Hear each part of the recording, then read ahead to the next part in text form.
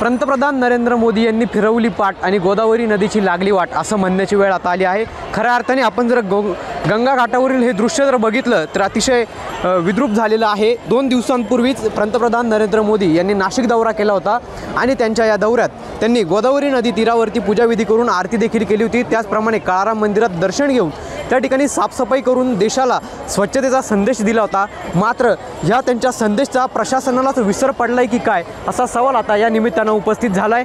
पंतप्रधान येणार म्हणून या भिक्षेकऱ्यांचं रेस्क्यू करण्यात आलं होतं, परंतु आता 2 दिवसांना परिस्थिती जैसीच्या तैसीच आपल्याला दिसत आहे। संक्रांती निमित्तानं आज गोदा घाटावरती भाविकांची मोठ्या प्रमाणात गर्दी जमलेली आहे। असं असताना हे भिक्षेकरी भाविकांकडे विनाकारण त्रास देत आहेत। त्याचप्रमाणे आपण जर बघितलं तर गोदावरी नदी ही पूर्ण दूषित झालेली आहे। 2 दिवसांपूर्वी नरेंद्र मोदी येणार म्हणून प्रशासनाकडून करोडो रुपये खर्च करून गोदावरी नदी परिसर हा रंगरंगोटी करून गोदावरी नदीची स्वच्छता करण्यात आली होती, परंतु आता ह्या गोदावरी नदीची परिस्थिती अवघ्या काही दिवसातच विद्रूप झालेली आहे। करोडो रुपये खर्च करून देखील प्रशासनाचा पैसा हा पाण्यातच गेला असं म्हटलं तर वावगं ठरणार नाही। ही संपूर्ण आपण गोदावरीच्या काठावरील दृश्य पाहत आहोत। जी परिस्थिती आहे जैसेच्या तैसेच आपल्याला पुन्हा एकदा दिसून येत आहे। महाराष्ट्र टाइम्स ऑनलाईनसाठी पवन येवले, नाशिक।